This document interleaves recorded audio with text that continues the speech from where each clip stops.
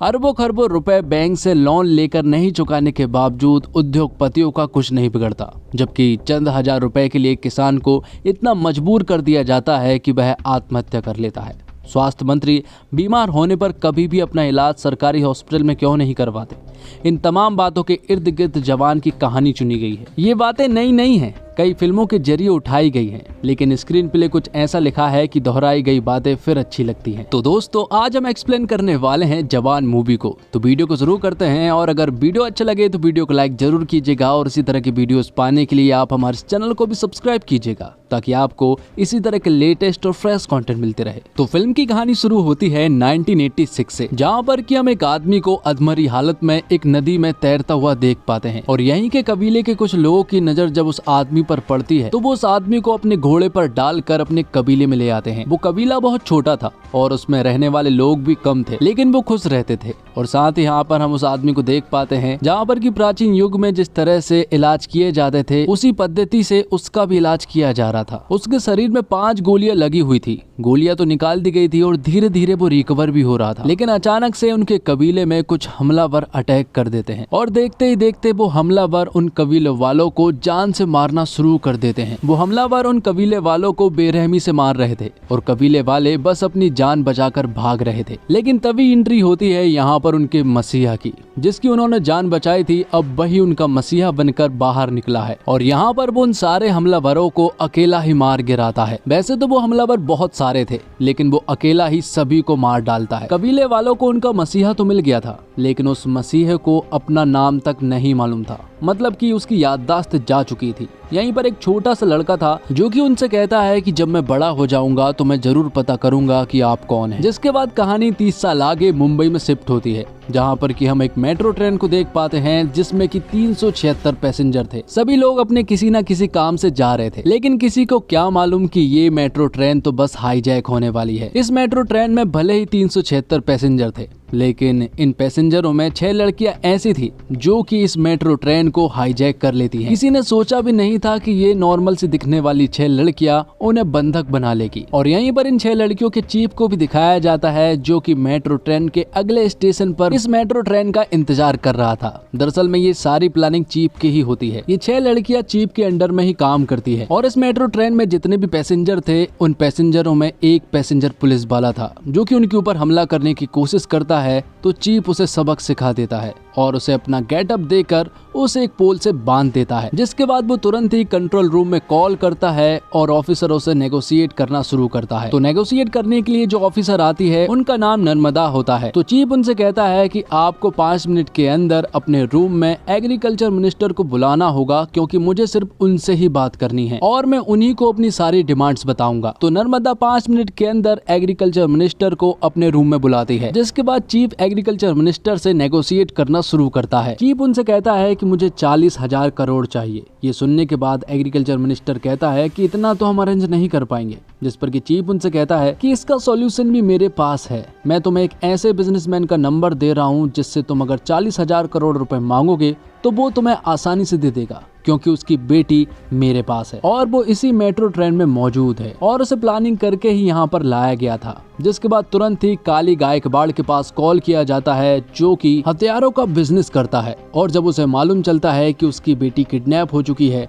तो वो 40,000 करोड़ रुपए देने के लिए मान जाता है और वो तुरंत ट्रांसफर भी कर देता है। जिसके बाद अगले स्टेशन पर मेट्रो ट्रेन रुकने वाली थी, तो यहाँ पर नर्मदा अपनी पूरी की पूरी टीम लेकर वहाँ पहुँच जाती है। लेकिन उससे पहले चीफ के साथ ही काम करने वाली कल्कि की एक फ्लैशबैक स्टोरी सभी को सुनाई जाती है। कल्कि के पिता ने बैंक वालों से 40,000 का लोन लिया था, लेकिन वो उसे नहीं चुका पाए और वो धीरे धीरे करके बढ़कर 2 लाख हो गया था। तब बैंक वाले कल्कि के पिता को परेशान करने लगे और यहाँ तक कि उसे मारने भी लगे। कल्कि के पिता पैसा लौटाने में पूरी तरह से असमर्थ थे। तभी उनकी नजर पड़ती है एक पोस्टर पर, जिस पर लिखा हुआ था कि आत्महत्या करने पर उसकी फैमिली वालों को 2 लाख रुपए का मुआवजा दिया जाएगा।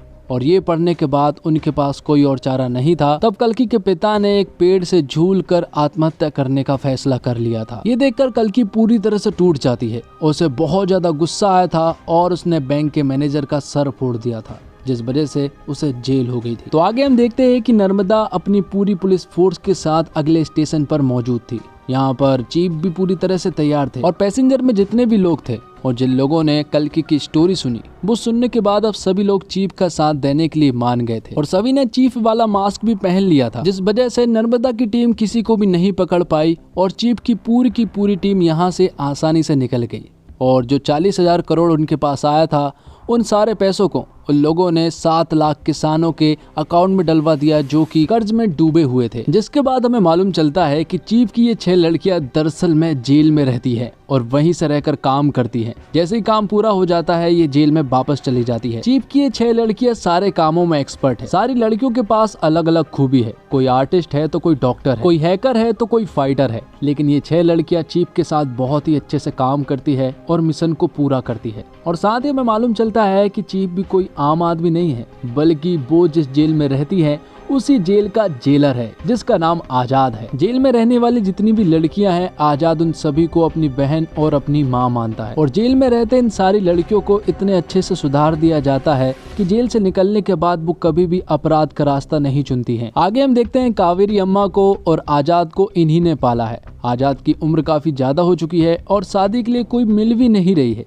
इसलिए वो एक लड़की को देखने के लिए चाहते हैं। लेकिन यहाँ पर वो लड़की तो नहीं आती है, लेकिन उस लड़की की लड़की आती है जिसका नाम सुजी होती है। वो कहती है कि मेरी माँ बहुत बिजी रहती है इसलिए उनकी जगह पर उन्होंने मुझे भेजा है और वैसे भी मुझे भी लड़के को देखना बहुत जरूरी है क्योंकि जिसे भी वो पसंद करेंगी वो मेरे पापा होंगे और मेरे पापा को मुझे भी सिलेक्ट करना होगा। तो इसी तरह से सुजी और आजाद के बीच बहुत सारी बातें होती है, दोनों एक दूसरे को खूब पसंद करने लगते हैं। और आगे हमें मालूम चलता है कि दरअसल में सुजी जिसकी बेटी है वो कोई और नहीं बल्कि नर्मदा होती है और उन्हें देखकर आजाद पूरी तरह से शॉक्ड रह जाता है। लेकिन नर्मदा को भी यहाँ पर आजाद काफी अच्छा लगा था क्योंकि सुजी को आजाद बहुत ज्यादा पसंद था, इसलिए यहाँ पर नर्मदा को भी आजाद पसंद आता है। धीरे धीरे करके आजाद और नर्मदा भी एक दूसरे को खूब पसंद करने लगते हैं। दोनों की एंगेजमेंट भी हो जाती है और फिर कुछ ही दिनों के बाद उनकी शादी भी होने वाली थी। जिसके बाद सीन शिफ्ट होता है और हम देख पाते हैं आजाद के एक दूसरे मिशन को जहाँ पर की 6 लड़कियां उसके साथ थी और इस बार उनका टारगेट था health minister. Health minister speech दे रहा होता है कि अगर मुझे गोली भी लग जाएगी तब भी वो सरकारी हॉस्पिटल में ही जाएगा क्योंकि उसने सरकारी हॉस्पिटल की कंडीशन कुछ इस प्रकार बनाकर रखी है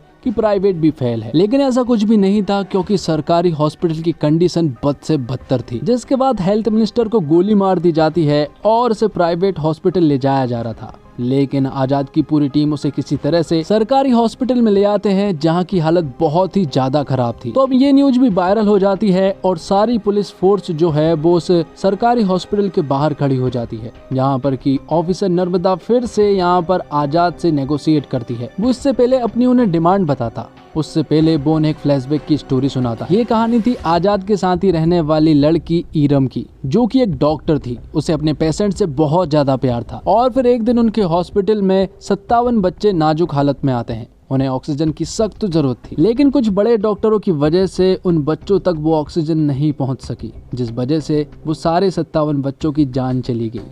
और यहाँ पर ये सारा ब्लेम ईरम के ऊपर डाल दिया गया और उसका लाइसेंस छीनने के साथ साथ उसे जेल में डाल दिया गया। तो आजाद की सबसे पहली डिमांड यही थी कि जिन डॉक्टरों ने ऑक्सीजन को उपलब्ध नहीं होने दिया सबसे पहले उन्हें सस्पेंड कर दिया जाए और सारा ब्लेम वो अपने ऊपर लें। तो आजाद के कहने पर ऐसा ही होता है और रात होने के बाद जब वो एक चॉपर मंगवाते हैं और यहाँ से निकलने वाले थे कि तभी यहाँ पर एंट्री होती है ऑफिसर नर्मदा की जो कि अपनी पूरी पुलिस फोर्स लेकर आई हुई थी और इन सभी को चारों तरफ से घेर लिया गया था। लेकिन ये लोग इतने जल्दी हार नहीं मानने वाले थे क्योंकि आजाद इनके पीछे खड़ा हुआ था जो कि एक अलग गेटअप में था। तब यहाँ पर एक जोरदार फाइट होती है, नर्मदा और आजाद के बीच में भी फाइट होती है और नर्मदा ने यहाँ पर आजाद को नहीं देख पाई थी और आजाद यहाँ पर अपनी पूरी की पूरी टीम को लेकर फरार हो गया था। नर्मदा को किसी भी हालत में आजाद और उसकी पूरी टीम को ढूंढना था, जबकि कुछ दिनों के बाद उसकी और आजाद की शादी होने वाली है और यहाँ काली गायकवाड़ हथियारों के बिजनेस के लिए रसिया जाने वाला था। तो काली अपना सारा कारोबार अपने छोटे भाई को सौंप कर रसिया चला जाता है और यहाँ दूसरी तरफ नर्मदा और आजाद की शादी हो जाती है। दोनों बहुत खुश थे और इनसे भी ज्यादा खुश थी उनकी बेटी सुजी। और पहले ही रात यहाँ पर आजाद नर्मदा को सब कुछ सच बताने वाला था। उसने पहले भी कोशिश की थी उसे बताने की, लेकिन हर बार वो नाकामयाब हुआ था। इस बार भी वो बताने वाला था, लेकिन नर्मदा के ऑफिसर ईरानी ने पहले ही पता कर लिया था कि आजाद कौन है और ये सारी बातें उसने कॉल पर नर्मदा को बता दी थी। तो नर्मदा जैसे ही आजाद को शूट करने के लिए उसके पास जाती है तभी उनके ऊपर एक जोरदार हमला हो जाता है यहाँ पर हम देख पाते हैं कि दरअसल में काली गायकवाड़ के भाई ने उन दोनों को बंधक बना लिया था और उसने यहाँ पर नर्मदा को गोली भी मार दी थी और वो आजाद को भी बेरहमी से मार रहे थे। और जैसे ही आजाद को वो जान से मारने ही वाले होते हैं कि तभी यहाँ पर किसी आदमी की एंट्री होती है जो कि काली के आदमियों को बुरी तरह से उड़ाता हुआ आ रहा था। और ये कोई और नहीं बल्कि आजाद की तरह दिखने वाला ही एक आदमी था और जो कि आजाद के पिता हैं और उनकी भी एक बैक स्टोरी है। और काली के भाई के पूछने पर वो उन्हें बताते हैं कि मेरा नाम विक्रम राठौर है। और यहाँ पर आते से ही वो बुरी तरह से मारने लगते हैं और अपने बेटे आजाद और नर्मदा को बचा लेते हैं। बात दूसरी तरफ हम देखते हैं काली को जो कि रसिया में हथियारों की डीलिंग कर रहा था। वो यहाँ पर बहुत सारे देशों के कुछ मेंबर्स थे, उनसे कह रहा था आप आपके देश में फैक्ट्री खोलोगे तो आपके देश के लोग ही प्रोटेस्ट करके आपकी फैक्ट्री को बंद करवा देंगे, लेकिन इंडिया इसके लिए पूरी तरह से सेफ है और वहाँ सब कुछ कब्जे में करने के लिए हमें चाहिए होगी वहाँ की सरकार और वहाँ का जीतना होगा चुनाव और उसके लिए चाहिए होगा ढेर सारा पैसा। मैं 20% देने के लिए राजी हूँ। और यहीं पर एक बहुत बड़ा विलन था, वो कह रहा था कि मैं 80% देने के लिए राजी हूँ। तभी यहाँ पर काली को मालूम चलता है कि उसके छोटे भाई को आजाद ने मार दिया है और ये देखकर वो पूरी तरह से शॉक्ड रह जाता है। यहाँ दूसरी तरफ नर्मदा को किसी भी हालत में आजाद के बारे में पता करना था क्योंकि उसने उसका और उसकी बेटी का दिल तोड़ा है, इसलिए ईरानी के साथ प्लानिंग करके वो जेल में जाना चाहती है और इन 6 लड़कियों के द्वारा आजाद के बारे में सब कुछ पता करना चाहती है। तो वो लोग ऐसा ही करते हैं, वो लोग नर्मदा को किसी तरह से जेल में पहुंचा देते हैं और उन 6 लड़कियों के द्वारा आजाद की स्टोरी पता करना शुरू करती है। तो वो लड़कियां कहती है कि तुम्हें आजाद को जानने से पहले विक्रम राठौर की स्टोरी को जानना जरूरी होगा। तब वो लोग विक्रम राठौर की स्टोरी को बताना शुरू करती है और ये कहानी पहुंच जाती है 1986 में, जहाँ पर कि हमें विक्रम राठौर और उसकी पत्नी ऐश्वर्या को दिखाया जाता है जो कि एक दूसरे से बहुत ज्यादा प्यार करते हैं। और यहाँ में मालूम चलता है कि विक्रम राठौर स्पेशल ऑप्स का एक सोल्जर है और उसे अर्जेंट यहाँ पर किसी काम से बुलाया गया है। उसे बताया जाता है कि बॉर्डर के उस पार 32 लोगों की एक टीम गई थी, लेकिन उन सारे लोगों को दुश्मनों ने मार गिराया है। हमने एक और टीम भेजी थी, लेकिन उनमें से आधे लोग मर गए हैं और आधे लोगों को उन्होंने बंधक बना लिया गया है। तो अब वो लोग स्पेशल ऑप्स के सोल्जरों की मदद लेना चाहते हैं और उन बंधकों को वहां से छुड़ाना चाहते हैं। तब यहाँ पर विक्रम राठौर की टीम पहुंच जाती है बॉर्डर के उस पार, जहाँ पर कि ये लोग सिर्फ 6 लोग थे और ये 6 ही काफी थे। वो वहाँ पहुँचने के बाद दुश्मनों से लड़ाई करना शुरू तो कर देते हैं,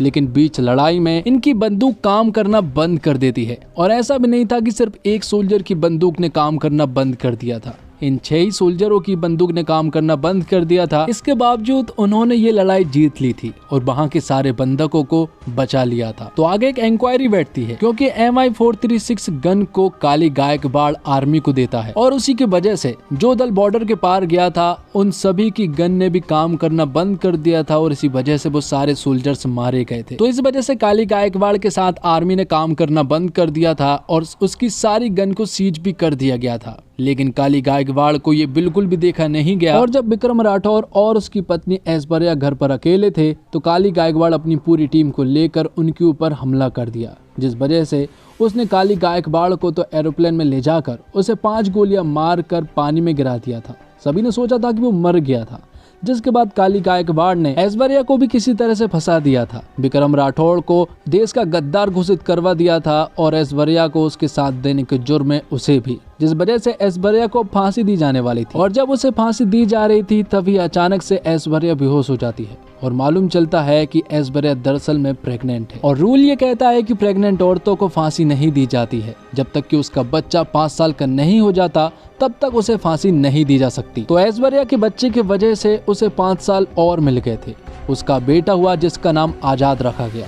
उसे जेल में बहुत ज्यादा प्यार मिला। जेल की औरतों ने आजाद को बेटे की तरह माना और उसे बहुत ज्यादा प्यार दिया। जैसे ही वो 5 साल का हुआ तो ऐश्वर्या को फांसी दे दी गई, जिसके बाद कहानी प्रेजेंट में आती है और हम उसी पुलिस वाले को देख पाते हैं जिसने कि मेट्रो में हमला करने की कोशिश की थी। दरअसल में ये वही लड़का है जिसने कि विक्रम राठौर से वादा किया था कि बड़ा होकर मैं ये जरूर पता करूंगा कि आप कौन हैं, और आज उसने पता कर लिया। और विक्रम राठौर की 6 लोगों की टीम भी उसने इकट्ठी कर ली थी, लेकिन विक्रम राठौर की अभी भी याददाश्त वापस नहीं आई थी। यहाँ पर आजाद अपने पिता से मिलता है और वो भी बहुत खुश होता है। विक्रम राठौर की याददाश्त तो जा चुकी थी, लेकिन उनके अंदर की सारी स्किल्स अभी भी मौजूद थी, जैसे कि फाइटिंग करना, स्विमिंग करना, कुकिंग करना, शूटिंग करना, सब कुछ मौजूद था। अब जेल में आजाद की उन 6 लड़कियों ने जब यहाँ पर नर्मदा को स्टोरी सुनाई तो नर्मदा की भी आंखें नम हो गई थी। वो यहाँ पर उनका साथ देने के लिए राजी तो हो गई थी, लेकिन यहाँ पर हम देख पाते हैं कि ईरानी की दरअसल में ये सारी चाल थी, क्योंकि ईरानी जो है वो यहाँ पर काली के लिए काम करता है और पल पल की न्यूज उसे देता था। तो ईरानी आजाद की उन 6 लड़कियों के साथ साथ यहाँ पर नर्मदा को भी मारने वाला था और साथ ही सुजी को भी, लेकिन वहाँ पर आजाद के पिता विक्रम राठौर सुजी को बचा लेते हैं और यहाँ दूसरी तरफ आजाद यहीं पर आकर इन सारी लड़कियों को भी बचा लेता है। क्योंकि ये जेल उसी का था, इसलिए यहाँ की सारी औरतों ने आजाद का साथ दिया और ईरानी को मार गिराया। लेकिन उससे पहले ईरानी ने इन 6 लड़कियों में से एक लड़की को गोली मार दी थी जिसका नाम लक्ष्मी था, और यहाँ पर काफी कोशिश की थी उसे बचाने की, लेकिन वो उसे नहीं बचा पाए। आगे हम देखते हैं कि आजाद एक प्लान बनाता है, क्योंकि काली गायकवाड़ का ढेर सारा पैसा कंटेनरों से भरकर आने वाला था। उसे किसी तरह से अपने कब्जे में करना था और काली गायकवाड़ को रोकना था। इसलिए वो पूरी की पूरी टीम को लेकर पहुंच जाता है और उनसे सामना करने लगता है। विक्रम राठौर की पूरी टीम को उसने कह दिया था कि आप दूर रहना क्योंकि हम संभाल लेंगे, लेकिन यहाँ पर सिचुएशन आउट ऑफ कंट्रोल हो रही थी। यहाँ पर आजाद की टीम उन लोगों को नहीं संभाल पा रही थी। तब यहाँ पर एंट्री होती है विक्रम राठौर की टीम की। विक्रम यहाँ पर आजाद से कहता है कि ये मिशन बहुत ज्यादा जरूरी है, तो इन लोगों को मैं और मेरी टीम संभाल लेंगे, तुम इस मिशन को संभालो। तो आजाद सारे कंटेनर लेकर चला जाता है और यहाँ दूसरी तरफ विक्रम राठौर की पूरी टीम उन्हें संभालने में लगी हुई थी, लेकिन वो नाकामयाब रहे और यहाँ पर काली गायकवाड़ के लोगों ने विक्रम राठौर की पूरी टीम को अपने कब्जे में कर लिया था। विक्रम राठौर को यहाँ पर काली गायकवाड़ बुरी तरह से टॉर्चर कर रहा था। लेकिन तभी एक न्यूज आती है कि आजाद ने जेल की 6000 लड़कियों को बंधक बना लिया गया है और अगर उसकी डिमांड पूरी नहीं की गई तो वो इन सारी लड़कियों को मार देगा, जबकि वो तो इसी जेल का जेलर है और वो उनका कुछ भी नहीं करने वाला। और इस बार नेगोशिएट करने के लिए आते हैं सीनियर ऑफिसर माधवन नायक, जिनका रोल प्ले किया है संजय दत्त ने। तो आजाद को अपनी डिमांड के रूप में हेड ऑफ स्टेट का साइन चाहिए था और उसे ये साइन बहुत आसानी से मिल जाएगा, क्योंकि 6000 लड़कियां उसके कब्जे में हैं और साथ ही देश की चुनाव की सारी ईवीएम मशीन भी उसी के कब्जे में है। तो जैसे ही हेड ऑफ स्टेट साइन करते हैं तो सबसे पहले यहाँ पर वो उन फैक्ट्रियों को बंद करवाता है जो कि एनवायरनमेंट को नुकसान पहुंचाते हैं, और आधी से ज्यादा फैक्ट्री दरअसल में काली गायकवाड़ की होती है। ये सारी चीजें होती है कि तभी यहाँ पर काली गायकवाड़ आ जाता है। वो जेल में एक दूसरे रास्ते से पहुंच गया था, उसके हाथ में गन थी और वो गन लगी हुई थी विक्रम राठौर के माथे पर। जैसे ही यहाँ पर काली फायर करता है तो वो फायर नहीं होता है और इसी तरह खाली चलने वाली गन की वजह से विक्रम राठौर की याददाश्त वापस आ जाती है,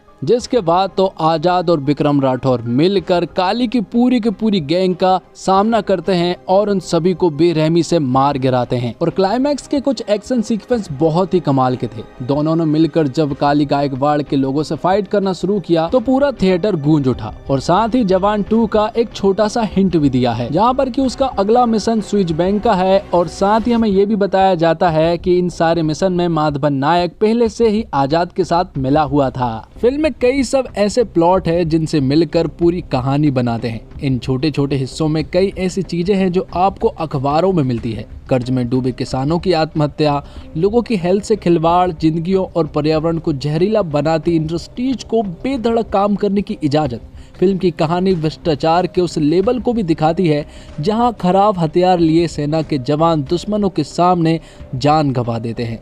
नर्मदा के साथ साथ बाकी महिला किरदारों की कहानी उन्हें मजबूत दिखाने की बजाय उन्हें बहुत मजबूत बनाती है। और शाहरुख खान के किरदार को एटली ने अपने ट्रेडमार्क स्टाइल में स्क्रीन पर बहुत ग्रैंड प्रेजेंस दी है। अनिरुद्ध के जानदार म्यूजिक के साथ इन किरदारों को वो एलिवेशन मिलता है जो हीरो की रियलिटी से नहीं, सिनेमा स्क्रीन से भी बड़ा बना देता है। और शाहरुख खान के एक्शन सीन पूरी फिल्म में शुरू से अंत तक हर थोड़ी देर में आपको मिलते रहते हैं। फिल्म की शुरुआत में ही 10 मिनट का एक सीक्वेंस है जिसमें कहानी का हीरो ऐसे ट्रीट किया गया है जैसे कि वो सुपर हीरो हो, जबकि एक्शन करते हुए वो अपने फाइटर वाले स्किल्स जिस तरह से डेवलप करता है वो उसे सुपर ह्यूमन बनाते हैं। हर एक फाइट सीन, हर एक एक्शन ब्लॉक एक पक्के एक्शन लवर दर्शक के लिए ट्रीट है। और जवान 2 घंटे 45 मिनट लंबी फिल्म है, लेकिन इस लंबे रन टाइम के बावजूद कभी भी ऐसा नहीं लगता कि कुछ बेमतलब है। लेकिन कहानी में ढेर सारे मजेदार एलिमेंट्स को फिट करने में कहीं कहीं ऐसा लगता है कि फिल्म बहुत तेजी से आगे पीछे भाग रही है। इसलिए अब आजाद के बचपन की कहानी में एक सीन पर फिल्म रुकती है तो आप इमोशन को महसूस कर पाते हैं, और इस सीक्वेंस के अंत में दर्शक खुद भी इमोशनल हो सकते हैं। और एटली ने जवान के हीरो के लिए जो स्वैग इमेजिन किया होगा, शाहरुख उसे पूरे वजन के साथ स्क्रीन पर लेकर आए हैं। एक्शन करना हो या फिर बातें, शाहरुख का काम स्वैग के मीटर पर फुल स्कोर मेंटेन किए रखता है। सबसे इंटरेस्टिंग चीज ये है कि यहाँ हाईलाइट सिर्फ सुपरस्टार शाहरुख नहीं, बल्कि एक्टर शाहरुख को भी अपनी चमक दिखाने का पूरा मौका मिलता है। स्पेशल ऑफिसर के रोल में नयनतारा से परफेक्ट शायद कोई और लग ही नहीं सकता था। इस किरदार में वो जितनी मजबूत है, उनकी जगह कोई और ले ही नहीं सकता था। विजय सेतुपति एक बार फिर से दिखाते हैं कि देश के सबसे बेहतरीन एक्टर्स की लिस्ट बनाते हैं तो उनका एकदम झट से नाम क्यों याद आता है। और फिल्म जवान में सपोर्टिंग कास्ट का काम भी बहुत ही सॉलिड है। और जवान पूरी तरह से पैक्ड स्क्रिप्ट है, जिसमें जितना कुछ कहने की कोशिश की थी, फिल्म उससे असरदार तरीके से काफी हद तक कहने में कामयाब भी होती है। लेकिन इतने ढेर सारे एलिमेंट्स को पैक करने में थोड़ी सी ज्यादा भरी हुई भी लगती है। हालांकि इसमें कोई शक नहीं है कि शाहरुख खान के बेस्ट सिनेमैटिक मूवमेंट्स लेकर आई है। और लड़कियों और महिलाओं में शाहरुख खान बेहद लोकप्रिय हैं, इसलिए शाहरुख खान की गैंग का हिस्सा लड़कियों को बनाकर एटली ने फिल्म की अपील को बढ़ाया है। शाहरुख खान के एक पावरफुल सीन भी है जिसमें वो कहते हैं कि आप एक पेन खरीदते समय कई तरह के सवाल करते हैं, तो वोट देते समय उम्मीदवार से भी पूछिए कि वो हमारे लिए क्या क्या कर सकता है, तभी उसे वोट दीजिए। और निर्देशक के रूप में एटली इसलिए प्रभावित करते हैं कि दर्शकों को वे ज्यादा सोचने का समय नहीं देते, तेजी से वे अपनी बात कहते हुए आगे बढ़ते जाते हैं। सामान्य दृश्यों को भी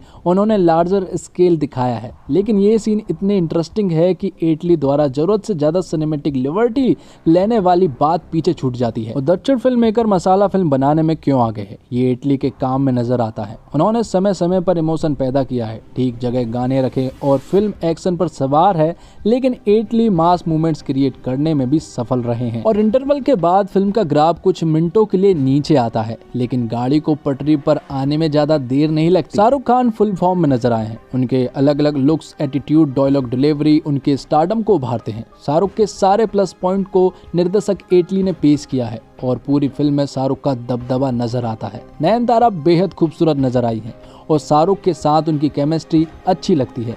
उनके किरदार के तीखे तेवर नयनतारा के अभिनय में नजर आते हैं, और एक्शन सीन्स भी उन्होंने काफी सफाई के साथ किए हैं। और बात करें विजय सेतुपति की, तो विजय सेतुपति विलन के रूप में अपनी छाप छोड़ते हैं। वे प्यारे विलन है, लेकिन अपनी एक्टिंग के जरिए किरदार को वो इस तरह से पेश करते हैं कि दर्शक उन पर कोई रहम नहीं करना चाहते। उनकी डायलॉग डिलीवरी अलग किस्म की है। दीपिका पादुकोण और संजय दत्त स्पेशल अपीयरेंस में फिल्म की स्टार वैल्यू में इजाफा करते हैं। दूसरे कलाकारों को ज्यादा अवसर नहीं मिले, जिससे प्रियामणि, सानिया मल्होत्रा, सुनील ग्रोवर जैसे कलाकार भी साइडलाइन पर खड़े दिखाई देते हैं। अनिरुद्ध द्वारा संगीत ब्रत 1-2 गीत ठीक है, लेकिन बैकग्राउंड म्यूजिक फिल्म की अपील को बढ़ाता है। सिनेमाटोग्राफी लाजवाब है, एडिटिंग शानदार है, और प्रोडक्शन वैल्यू रिच है। टेक्निकल डिपार्टमेंट्स का काम ऊंचे दर्जे का है। जिस मासी और पैन इंडिया सिनेमा की बात होती है, उस अपील को जवान ज्यादातर समय उचित ठहराती है। तो फिल्म का फर्स्ट हाफ बेहद ही कसा हुआ और बहुत सारे सरप्राइज से भरा हुआ है। फिल्म में कई सारे ट्विस्ट एंड टर्न है, और यही वजह है कि आपको कहीं भी कहानी में बोरियत महसूस नहीं होगी। पहले ही सीन से आपको बांधे रखती है, और फिल्म के हर एक हिस्से में सरप्राइज है, जो आपके भीतर अब आगे क्या होगा वाली उत्सुकता को बनाए रखते हैं। फिल्म सिर्फ एक कहानी में नहीं चलती, बल्कि छोटे छोटे हिस्से में कई कहानियां हैं।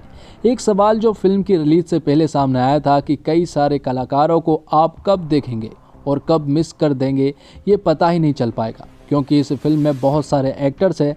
लेकिन जवान में इन एक्टर्स के साथ ही दीपिका पादुकोण और संजय दत्त जैसे सरप्राइज फैक्टर भी हैं, और सभी को पर्दे पर देखने में मजा आता है। अगर आप पठान में शाहरुख का एक्शन देखकर खुश हुए हैं, तो बता दूं, वो तो सिर्फ टीजर था। पिक्चर अभी बाकी है मेरे दोस्त, और वो पिक्चर आपको जवान में दिखेगी। फिल्म के एक्शन सीक्वेंस बेहतरीन है। वही बैकग्राउंड म्यूजिक के एटली मास्टर हैं। उन्हें अच्छे से पता है कि यही वो सबसे अहम चीज है जो सिनेमा हॉल में बैठे दर्शक के मूड को बना और बिगाड़ सकती है। निर्देशक एटली मासी इंटरटेनर फिल्मों के बादशाह हैं। और उन्होंने जवान में वही बादशाहत दिखाई है। फिल्म का एक्शन हो या फिर उसकी कहानी और इमोशनल सीन को दर्शाने का तरीका, साउथ की फिल्म का अपना एक रॉ एंड रस्टिक स्टाइल है जो उत्तर भारत के दर्शकों को खूब पसंद आ रहा है। जवान में वही अंदाज देखने को मिलता है। और निर्देशन की बात करें तो एटली की यह फिल्म हर तरह से मसालेदार है, मगर निर्देशक ने उसमें 30 साल का लिप लेकर उसे आज के दौर के मुद्दे से जोड़ा है। किसानों की दुर्दशा और आत्महत्या का मुद्दा हो या फिर सरकारी अस्पतालों की बदहाली, आम आदमी इस सिस्टम के कुचक्र में कैसे फंसता है, इसे एटली ने एक्शन इमोशन के साथ परोसा है। फिल्म में 2 कहानियां समांतर ढंग से चलती है,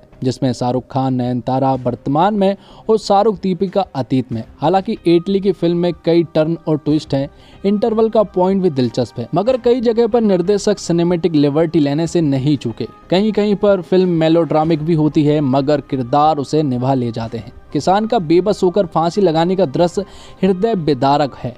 रोंगटे खड़े कर देने वाले दृश्य में देश दुनिया से एक साथ आए 6 एक्शन निर्देशकों का जलवा साफ मालूम पड़ता है। और एटली द्वारा लिखित पटकथा आकर्षक और मनोरंजक है। हाँ, फिल्म का रन टाइम लंबा 2 घंटा 45 मिनट है। बेटे को हाथ लगाने से पहले बाप से बात कर मच्छर मारने की 5 घंटे चलने वाली कॉइल के बारे में आप इतनी पूछताछ करते हैं, मगर 5 साल चलने वाली सरकार से कोई नहीं पूछताछ करता।